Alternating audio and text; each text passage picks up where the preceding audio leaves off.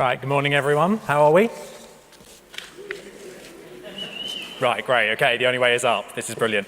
So, as you heard, my name is Billy. I'm Creative Director of Unskippable Labs at Google, and this is my fantastic co-keynoter, I think that's the new word we've got for it, Olivia from 20th Century Fox.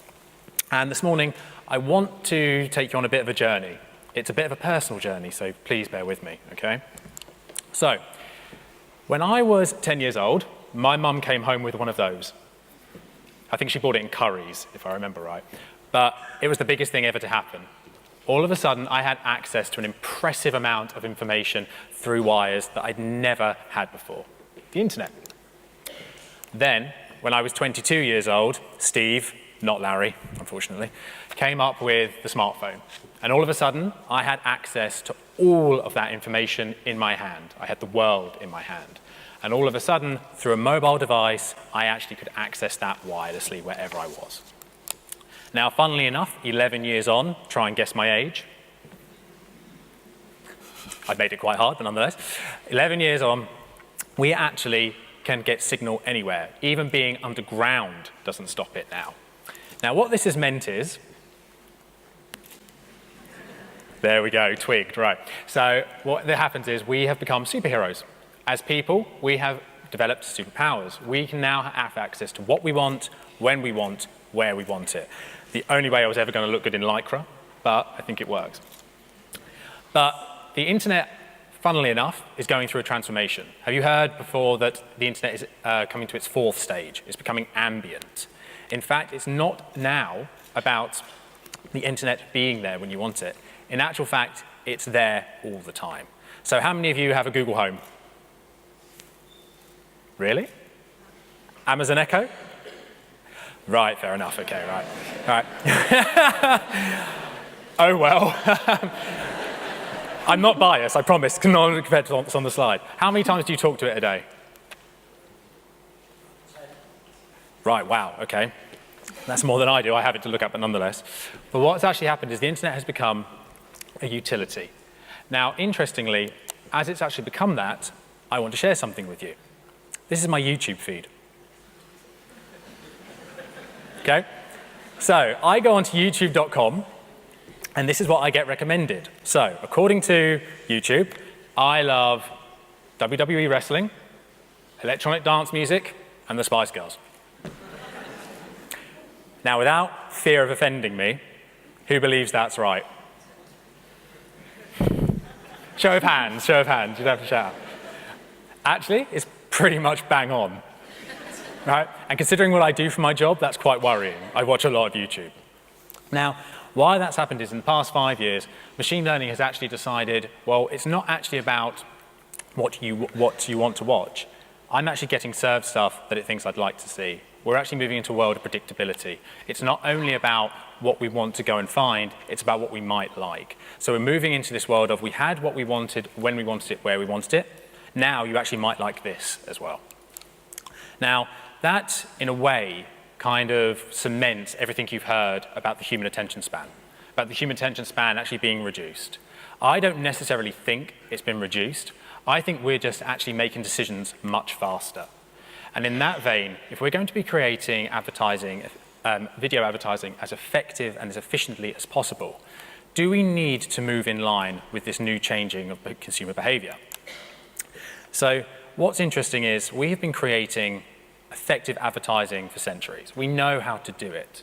But interestingly, when we know now how to do it, we're using muscle memory. We know how to build for it. But the big question is, if we have that muscle memory, actually how do we calibrate it? So we actually understand how this new consumer actually loves their content and how we should build it and deploy it to them. And these types of questions are becoming even more prevalent with, such as the Nielsen study that was released last year. They showed that actually the ability of data in media buying, its improvement, has led to media actually having a higher place in terms of campaign ROI than ever before. That's brilliant.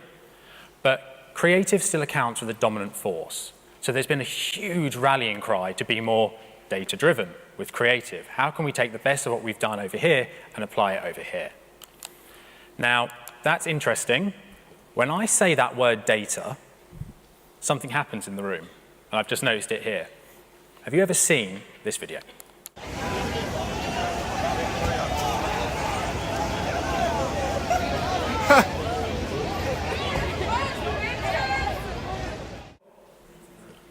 Two years ago, July 11th, New York City Central Park. A rare Pokemon has been discovered. The world shuts down, people. It was quite interesting. Who's played Pokemon Go? Safe zone? Okay, good, right. I'm pleased you can admit that, you're strong. I did, I loved it. The aim of the game was literally to catch all the Pokemon. Now, when I did catch that Pokemon, apparently you were meant to do something with them. I didn't care, I just needed to know. I needed to know where they were, I needed to get it. That was me, I was fulfilled. When I say the word data a lot of the time, people's eyes open up and they go, oh my God, we have to have all the data. The data is key, we must have it. Right, it will solve all the problems. But the question is, how do you apply it to a creative challenge? Actually, how do you instill the best of what we know about data into actually changing and making something more effective and efficient? So that's where Unskippable Labs was founded. The idea is that it's a program, but it's actually an ethos as well. The idea is that we actually go, do you know what, how can we bring together everything we know about consumer behavior and great creative and media? And actually then how do we go forward with brands and agencies in purposeful experimentation to learn with that creative, with that media, what makes that campaign or that partnership more effective and efficient? It's about coming together at the beginning to understand what is this thing meant to do? How do we build it together? How do we measure it together? How do we deploy it together? And then actually how do we learn from it and change our planning processes accordingly? Now, that's the ethos. But instead of me talking about a case study about where we've applied it, this is where Liv comes in, and she's going to talk to you about The Greatest Showman. Thank you, Billy. So, yes, I am the digital lead over at 20th Century Fox, the studio that brought you Avatar, Titanic, the Apes franchise, and more recently, Logan, Deadpool 2, and The Greatest Showman, which we're here to talk about today. So, being a content-led brand, YouTube has always been a huge part of our marketing efforts. Over the last sort of 12 to 18 months, we've really been looking at reach and the importance of reach for us. It's always a metric that everyone wants to know more about. What's the reach? What's the number that we can give the filmmaker? But instead of looking at that sort of empty mass reach, how can we look at a more attentive reach? Those people that are super engaged, they have an emotional connection with our content, who are more likely to convert. So this is something that's very much demonstrated in YouTube's latest campaign. So for us, attentive reach is something that we wanted to explore. Typically, we have a lot of stakeholders within our creative approval process. We've got filmmakers, production partners, senior studio stakeholders. So getting creative approved is tricky. So typically, we've used a TV spot online. And what we're finding is that it's just not getting the cut through that we want, and we need a much more data-driven approach to our creative. And this is where we had a bit of an opportunity on The Greatest Showman. So for those of you that don't know too much about The Greatest Showman, it is a new 10 original score musical starring Hugh Jackman as P.T. Barnum, and it tells the story of the start of the modern day circus.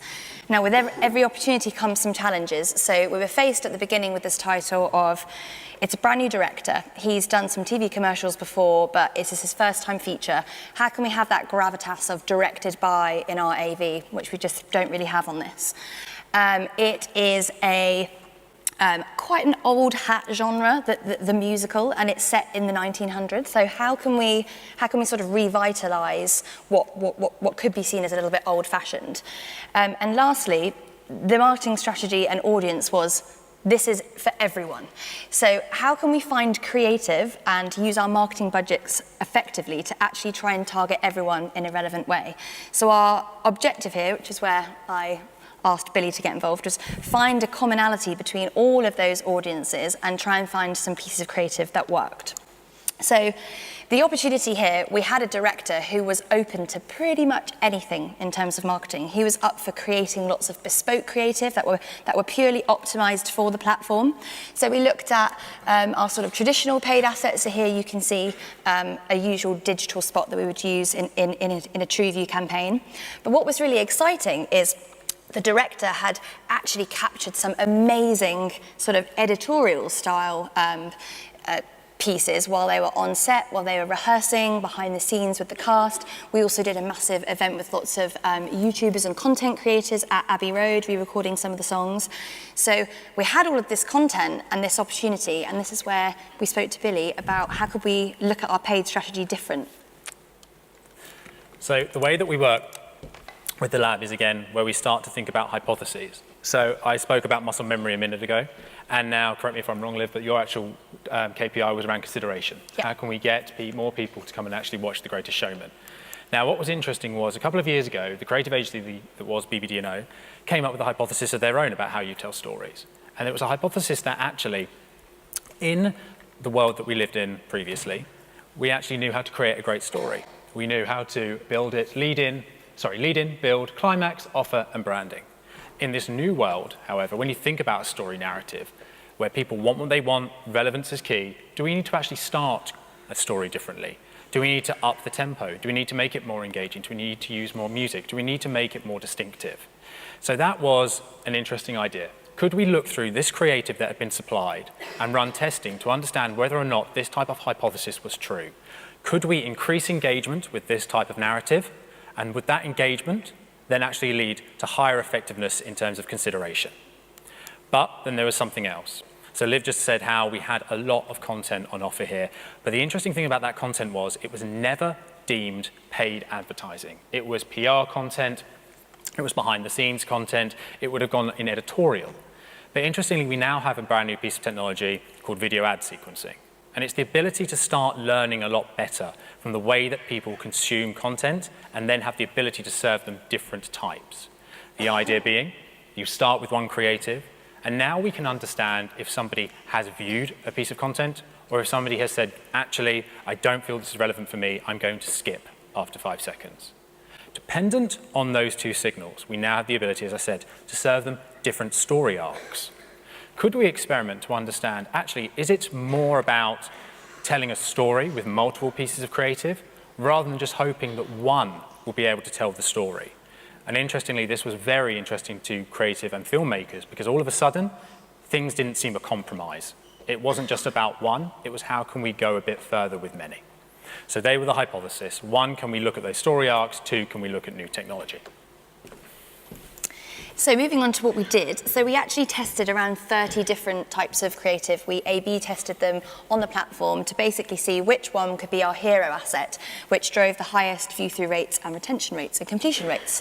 So this was our seed video. If you could dream something up, dare to dream anything, what would it be?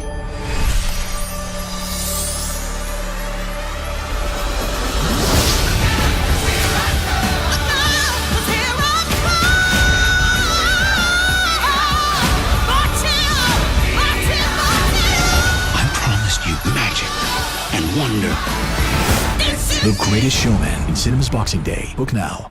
So as you can see, what was really great about this piece of content is it was sort of proof in the pudding that it's actually a digitally optimized spot. So you'll see lots of bold graphics, an accelerated storyline at the beginning, all of those learnings that perhaps we wouldn't put in a traditional TV spot. So we served the users that video. If they didn't skip, we knew that they were interested. So we wanted to give them something a bit different. We wanted to take them on a story. So what we actually served them next was a piece of perceived editorial content, much, much longer in length. And it was this sort of behind-the-scenes piece with Zac Efron and Zendaya. I won't play the whole thing. But it had retention rates through the roof. And then for those that did skip originally, we thought, how can we try again? They're obviously not liking the big musical look. How can we actually maybe look at giving them something a bit different? So we served a much shorter, sharper Zac and Zendaya sort of spot with a bit more attitude, hoping that it would reach the younger demographic. What is your act, Mr. Carlisle? I don't have an act. Everyone's got an act. So if the user engaged with either of those two secondary pieces of content, we would then be like, okay, they're interested. How can we get them to buy a ticket? So on the week of release, we would send them a quick reminder to send the film. I'm putting together a show, and I need a star.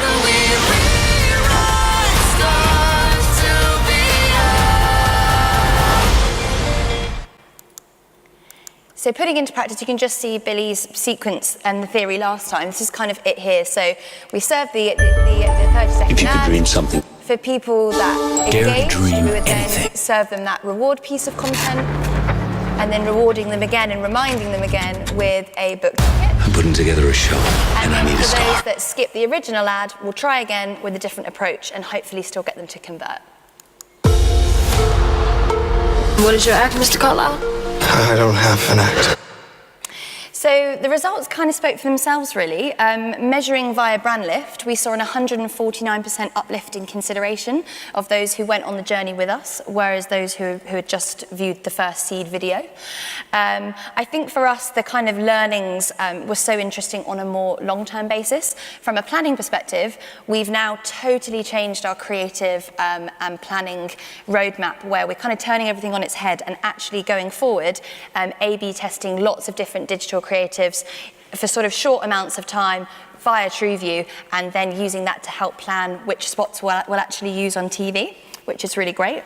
I think in terms of another key learning, it's how can we use that perceived editorial content in a much more exciting way within our paid strategy. So we're now trying to find those behind the scenes pieces and see how, instead of just serving somebody one ad, how can we serve them an ad to get them excited, an ad to get them truly as advocates, and then an ad to remind them and taking them on that journey. And I think thirdly, it's setting up a bit of a roadmap for us really in terms of our test and learn. We have been typical to maybe play things a little bit safe with our media, where we're looking at a sort of 90% proven, maybe 10% test and learn. Now we're looking much more to drive that 70-30 split, a much healthier split, to basically keep on asking those questions. Every title's different, every property's different, whether it's a franchise or a new IP. So really it's just making sure that we've now spread all of these learnings across the EMEA region and beyond, to keep asking questions and keep testing per title. And on that note, I guess it's my rallying cry is come on a journey with us or by yourselves. Actually, creative testing is one of those things that sounds quite hideous, and it sounds like it costs a lot, and in reality it doesn't. And it sounds like you need a lot of creative to do it, and you don't. All of you have creative. You could run experimentation right now on what you've done to understand how to go forward. The nature of attention is always going to be changing. It will never stay static. The amount of signals we are giving off every day through our devices, simply how we're watching YouTube, we know things are changing. But come on a journey, start to have a look at these things, and then actually, hopefully, all together, we can find out what does make things most effective and efficient, and hopefully write more of a guidance specifically for you than just a playbook that tells you best practice. And thank you for not skipping.